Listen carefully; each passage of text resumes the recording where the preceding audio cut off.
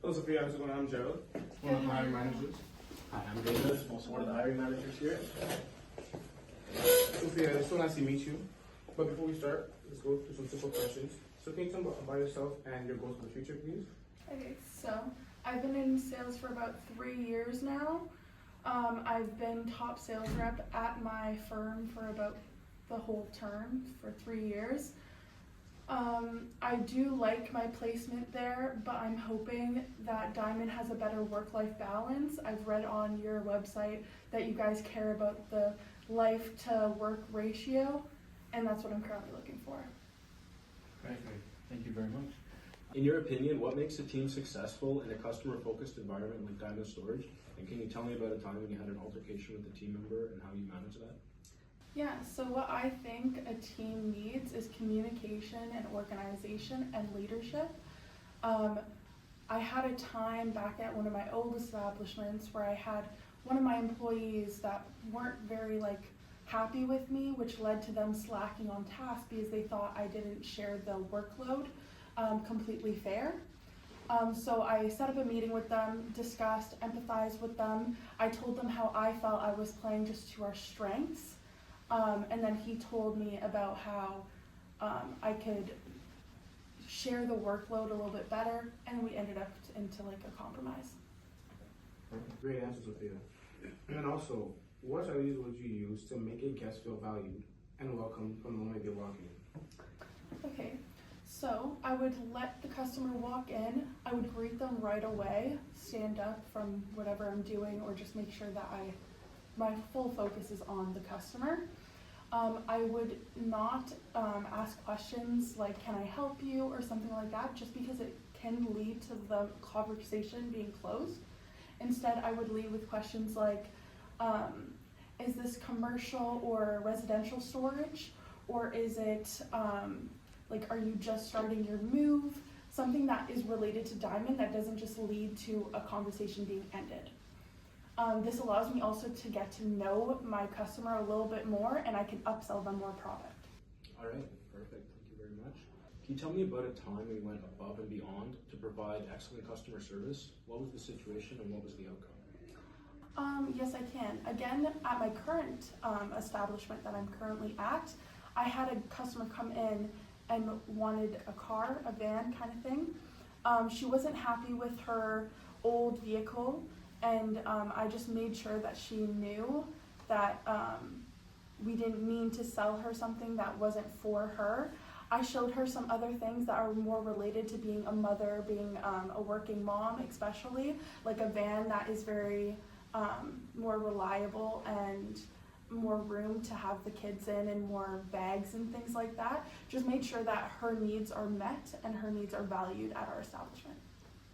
Okay, so can you tell me about a time when a customer was very reluctant to purchase an item, even though you could tell that they wanted it? What did you do to close the deal?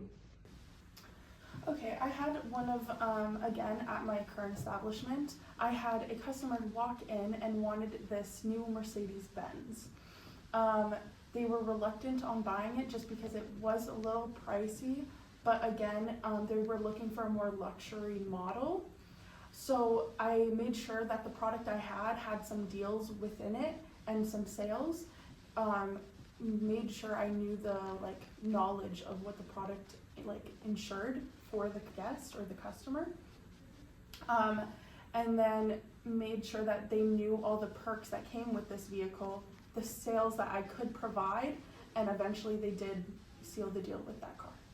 All right, that's great.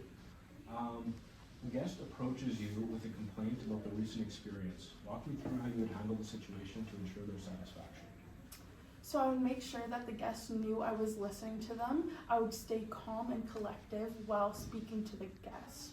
I actually had a situation at my current employment where a customer walked in and was very unpleased about their past experience with a ex-employee.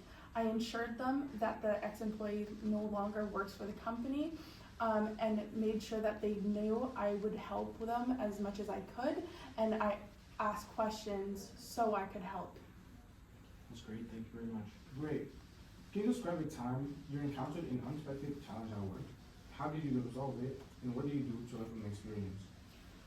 Well, I had a time where I had 3 employees working for my whole shift. It was a pretty busy day, and one of the employees had a family emergency and had to leave work really early in the morning, which led to a 2-employee day, which was extremely hard and unexpected because it was such a busy day. How I divided the workload was what really helped us. I divided to our strengths and weaknesses, as well as if there was a 2-person task, I would make sure that we did it at like the least busiest time of the day, so therefore we can both go back and forth with that task. All right, thank you very much. Can you tell me about a time when you were faced with a potential loss of a loyal customer, and what did you do to keep them? Well, I did have a customer in my last employment job, and they weren't satisfied with the products that we were selling anymore. They weren't really sure about what we were selling anymore and how they liked our older products better, even though we kind of upgraded them. Therefore, I gave them a sheet of like lists that provided like information on our new products and how we actually improved from the last products, and said that we did have some backstock of some older products that we could give them, and also I gave them kind of like a free trial on our new products where they can just use some of them so they could like see the difference and if they would like to continue, and they ended up coming. That's great. Perfect. Thank you, Sophia. And also, do you have any hobbies? So how can you relate one experience that you gained through that hobby to the requirement of this job? Okay, so one of the hobbies I do have is I have my own business on the side. I am a nail tech and I work at a salon. This could like kind of give me some sales experience just because I do have to keep my customers coming back, make sure that they're provided the best service, customer service, best products out there, and make sure that they know that they're valued. All right, thank you very much. If you had to describe excellent customer service in 3 words, what would they be? Excellent customer service, I would say again, valued, communication probably, and organization, just so that they know that we are organized at our establishment and it's not like a uncleansy place. All right, thank you very much. No All problem. right, well, Thank you for very much. being with me. Thank you for the interview, and we'll let you know. Thank you. Have a good one. All right. How's it going? I'm Joe. Good morning, Joe. I'm David. Good morning, David. Nice meeting you. Nice meeting you. I'm so glad to meet you, Joe. So first off, It is my pleasure. thank you. First off, tell me a bit about yourself and what are your goals for the future? Okay, so basically, I consider myself as a goal-oriented person. I think I really enjoy customer service. I have had more than almost a decade of experience in sales, which are stuff that I think I can bring to the table, and things that we can really thrive together as a company and employee. I really like communications. I consider myself as an active listener. Customer service for me is always on the top of the table, and I think that aligns with the value that the company has. So if we can combine my love for customer service as well as yours, and the abilities with the active listening skills that I can bring to the company, we might be able to have a little bit of a good combination for our future relationships.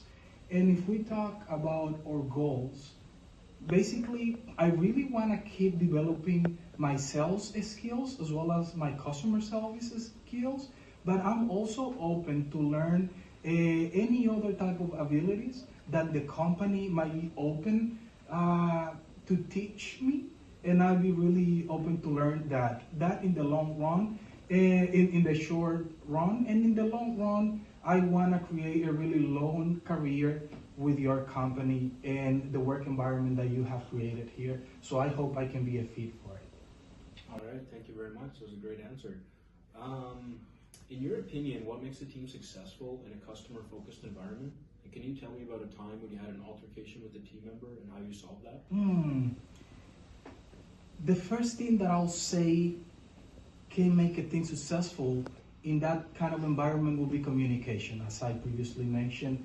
It's very important that everybody within the team makes their ability to receive and give very clear. So if I set my expectations to the rest of the team, they will know the way I like the things to be done, and then I will also know the way they like things to be done. If we respect that and we can have a really nice middle ground, with that sense of communication, we can really achieve and resolve any issues that might come in, because regularly the things like that tends to happen, but I think we can thrive through it. I think we can really get to the point that we can succeed if the communication is the key. I think communication is the key for any type of relationship, and the workplace is not an exception for it. And about altercation that I have had before, I think I have had the same communication problems, but those are the things from where I have learned before. So to give you an example, in the previous work, on the previous job that I had, there was like me and one of my coworkers, we had a really sense of not doing the things the same way, but it was because I'm a person who likes the things to be done and be done now, the timing and respect the timing, but I really didn't never put my shoes in his, like I never put myself in his shoes. He might not have the same sense of timing urgent that I do have. But at the beginning, I wouldn't understand that. After I sit myself, I sit with myself, I understood that I had to really be empathetic with him. Then I set a meeting, we got together, we went for lunch, we spoke each other how we felt about the issue that we have had. We came to common ground. I get to understand the way that he does things, the way that he thrives on the work environment, and then he get to understand my point of view and the way that I like to do things. So we get to a middle ground where not specifically the time I wanted the things to be done are gonna be done, but in a time manner that is good for the two of us, and where we can get a better result and outcome for the company at the end of the day. Because what we want is to get to the end goal and succeed getting there, but we have to enjoy the road, right? So it was nice. It was a learning curve for me, because I didn't know or I wouldn't put myself in his shoes to be empathetic, and why not? What a great answer, and also a good example. And then our second question is, what strategy would you use to make a guest feel valued and welcome from the moment they walk in the store? All the customers, they really like to feel welcome in the places. So I think the first thing I'll do is to greet them with open arms and always having eye contact with them. That way they really feel that my attention is truly toward them, that I really care about their presence in our company, that I really value the fact that they are coming, because I think every customer has a high value for the company, no matter what the company is. So I will also make sure that we can engage into conversations that can really give us a sense of community. So I will ask open-ended questions. That way the conversation is not rough or is gonna close right away, but questions that can really get the conversation to a next level and can get us to have a really nice communication between each other, and then we can create this sense of community, because I think that's what Diamonds likes to do. So I want to replicate what you guys have been doing so far, and I want to be a part of it. All right, thank you very much. That was very insightful. Here's a bit of a hypothetical question for you. A guest approaches you with a complaint about their recent experience. Can you walk me how you would handle the situation to ensure their satisfaction? Oh, of course.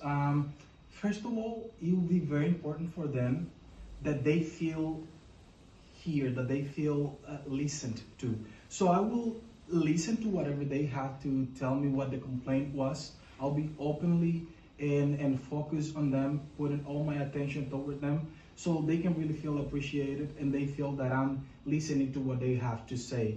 Afterwards, I will go through what the complaint is and try to go through the root of the problem so I can solve that issue for them. That way, I can walk them through with me to the same process so they can really feel part of the solution of the process as well. All right, so can you describe a time when you encountered an unpleasant challenge at work? How did you resolve it? And what did you learn from that experience? Oh, yes, of course. So there was this time on the previous job that I had, which was the jewelry store. Our customer was waiting for a ring repair that we gave her an estimated time. The ring wasn't ready on the time. The customer came. The customer actually had to travel like 30 minutes to our store, and she was really, she wasn't happy at all. She was pissed, actually, to be honest. And we understood the situation. We communicated the problem to the customer. We had a system problem, which we communicated, but we didn't leave it there. We asked, we told them that we were sorry, and I committed myself with the customer to deliver the repair toward the customer's house personally. So I delivered it to her myself. She was really surprised and happy to see me in her house delivering the repair, because it's not a service that we offer on the store, but it's something that you actually have to do to step up, and more when you are the one making the mistakes. I think the customers will really appreciate that kind of approach from you. All right, thank you very much. Can you tell me about a time when you were faced with the potential loss of a loyal customer, and what did you do to keep them? Oh yeah, there was this time that we had a customer who just purchased it was kind of a Christmas time, and he purchased a bangle bracelet for the wife. Now 5 days later, he comes back with the bangle. It was completely messed up. It was broken up, and he's blaming us, the store, of selling the bangle the way it is, which I think it was an unfair treatment from our side, because we would never sell it to him that way. But I understood his approach. We clarified the situation, but the customer was not really happy. Now we were willing to solve the situation with him, like giving a brand new bangle, because in some situations you lose, some situations you win. There's not always situations where always as a company you're gonna win, and we understand that. At the end of the day, we communicated with the customer. We got a second opportunity to really make it better with him. So we actually have a brand new bangle to the wife, but this time the bangle was from a different company, and we gave him an insurance on top of it. That way he will feel way more secure, and he really appreciated it. He came back to us, and I think it was a miscommunication at the time, but then everything worked out really fine, and the customer were really happy, as well as we were happy to keep him back. Amazing. I'm glad they got the customer back. And then also, last one on my end, do you have any hobbies? If so, how can you relate one experience that you have gained from that hobby to the requirement of the job? Of course, I love baseball. Baseball is one of my passions. I love it as much as I love selling. So basically, I had opportunities to being a coach of younger guys, and why not? And that had really shaped my experience of working with them and organizing projects management skills, because working in that environment, it teaches you a lot, and more when you are working with kids that they don't see the world the same way you see it. You have to communicate with them differently. You have to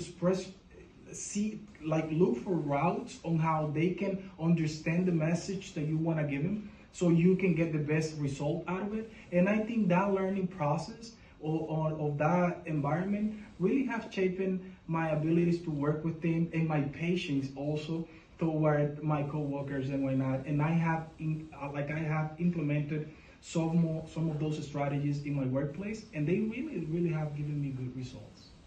All right, thank you very much. Last question. If you had to describe excellent customer service in 3 words, what would they be? only 3 words. So I will say excellency, communication, and openness. I love that. All right. Thank you very much. It is a pleasure. It is a pleasure. All right. Thank you for having meeting me. you. Thank you for having me. Thank you. Thank you for having me. Really appreciate you, and I hope I can see you soon. All right. Thank you very much.